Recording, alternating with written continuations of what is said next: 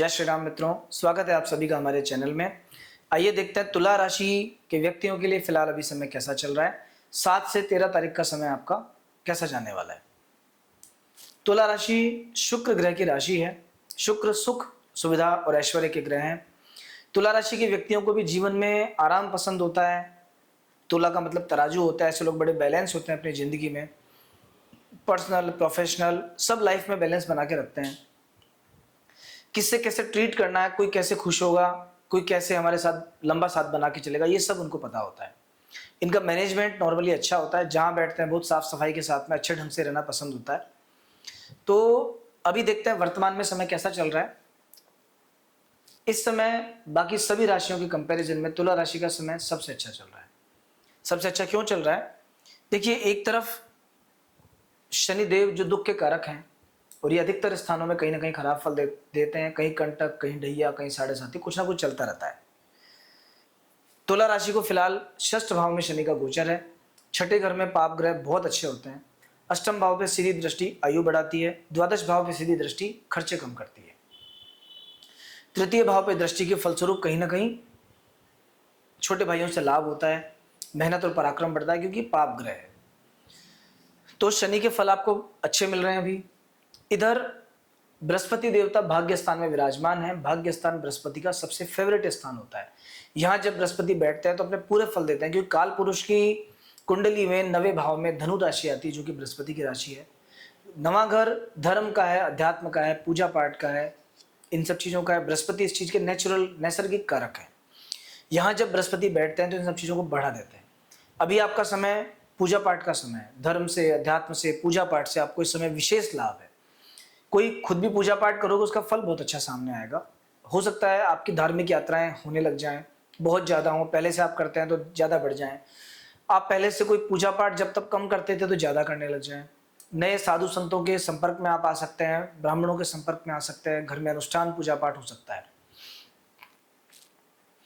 बहुत लंबे समय से अगर आप किसी शुभ कार्य की प्रतीक्षा कर रहे हैं, घर में किसी का विवाह होना है, नहीं हो पा रहा है, कोई घर लेना है, नहीं ले पा रहे हैं, तो ये उसका समय है। ये शुभ कार्य होने का समय है। अभी कोई ना कोई शुभ कार्य आपके घर में होने वाला है।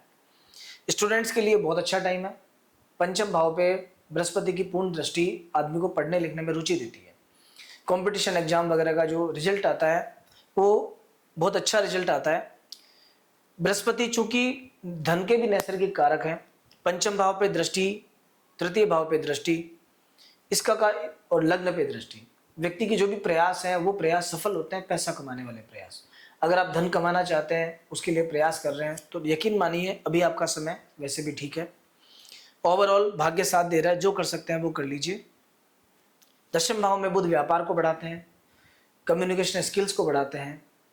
लोगों के कोलैबोरेशन से व्यक्ति को फायदा होता है। नए नए लोग व्यापार में आके जुड़ते हैं। व्यापार का विस्तार होता है। एक काम से इनकम आ रही थी, अभी 2 काम से 3 काम से आ सकती है। तो ऐसा कुछ भी हो सकता है। नया बिजनेस आपसे शुरू हो सकता है। डेली जो गल्ला आपका उठता था, जितना पैसा डेली कमा रहे थे उससे ज़्यादा पैसा आपको आने लगेगा। अभी डेली इनकम में बढ़ोतरी हो जाती है। 11वां घर केतु मंगल 11th हाउस में विराजमान है। केतु और मंगल 2 ग्रहों का संयोग अभी इस समय चल रहा है और ये बहुत ही खराब है। इस समय जितनी भी दुर्घटनाएं, परेशानियां, आगजनी, ये सब तोड़फोड़ ये जो हो रही है, इसका एक मुख्य कारण केतु मंगल भी है। क्योंकि सिंह राशि में 2 अग्नि तत्व के ग्रहों का बैठना, अग्नि से नुकसान, करंट से नुकसान, लड़ाई झगड़े से नुकसान, लोगों के दिमाग में गुस्सा बहुत ज़्यादा हो जाना, वैमनस्य की भावना हो जाना, एक छोटा सा मामला बड़ा तूल पकड़ सकता है, बड़ी चीज़ें हो सकती है, ये सब इसके कारण होता है अभी। लेकिन ये जो खतरनाक संयोग है ये भी आपके 11वें घर में बन रहा है। और एकादश भाव ही एक ऐसा भाव है जिसको कंट्रोल कर सकता है। 11वें घर में पाप ग्रहों का बैठना बहुत अच्छा होता है। ये इनकम बढ़ाता है, मित्रों से लाभ दिखाता है, मंगल के पॉजिटिव फल आपको मिलते हैं। हालांकि जो लोग अभी, जो वुमन अभी प्रेग्नेंट हैं, संतान एक्सपेक्ट कर रहे हैं अभी, वहाँ थोड़ा सा उनको दिक्कत है। क्योंकि पंचम भाव में राहु, पंचम भाव पे केतु मंगल की दृष्टि मिसकैरेज के योग बनाता है, पेट की बीमारियों के योग बनाता है। उन लोगों को स्पेशल ध्यान देने की आवश्यकता है। बाकी ओवरऑल आपका समय बहुत अच्छा है।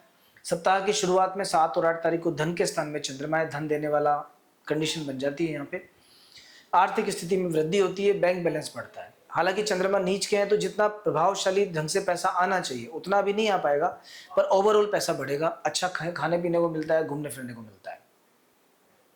9 और 10 तारीख में तृतीय भाव में चंद्रमा है। ये समय बहुत अच्छा है, ट्रैवल के लिए अच्छा है। किसी काम के लिए यात्रा करके कहीं दूसरी जगह जाने का अगर आप सोच रहे थे तो चले जाइए, बेस्ट टाइम है फिलहाल आपका। कोई भी शुभ कार्य चालू करना है तो उसके लिए भी ठीक है अभी समय। 9 और 10 तारीख, वैसे भी 10 जुलाई को बृहस्पति, 7 जुलाई को बृहस्पति उदय हो गए और 10 जुलाई को लेट नाइट बृहस्पति का जो दोष है, बाल्यत्व दोष, वो भी समाप्त हो जाएगा। तो 10 तारीख के बाद वैसे भी टाइम ठीक है आपका। 11, 12 और 13 इन 3 दिनों में थोड़ा सा ध्यान रखना, क्योंकि चतुर्थ भाव में चंद्रमा का गोचर है, जो कि बेचैनी, परेशानी, स्ट्रेस, माता को कष्ट, पत्नी को कष्ट, बेटी को तकलीफ, दिमाग में बेचैनी रहना, यात्रा कहीं किसी काम के लिए आप जाएंगे तो वहाँ से नेगेटिव रिजल्ट आना, फालतू पैसा लग जाना, ये सब फल मिलते हैं। परिवार में झगड़ा या वैचारिक मतभेद हो जाना। तो इन 3 दिनों में ध्यान रखना। इस पूरे सप्ताह में वैसे समय आपका तुला राशि का ओवरऑल बढ़िया चल रहा है, लेकिन फिर भी अगर आप चाहें तो थोड़ी सी माँ दुर्गा की पूजा पाठ चालू कीजिए। शंकर जी को सफेद पुष्प चढ़ा सकते हैं या माँ दुर्गा को श्वेत पुष्प चढ़ाइए। और अगर आप सरस्वती चालीसा पढ़ सकते हैं तो इस समय आपके लिए सरस्वती चालीसा पढ़ना अच्छा है, क्योंकि राहु का जो फल है वो भी सरस्वती चालीसा से नष्ट होगा, जो नेगेटिव रिजल्ट राहु के होते हैं। और दूसरी तरफ जो 3 दिन खराब आ रहे हैं आपके, ये भी उससे ठीक होगी। तो माँ सरस्वती को याद करके आप निकलिए। ओम श्री सरस्वती नमः इस मंत्र का जप कर सकते हैं, या सरस्वती चालीसा का एक पाठ करके।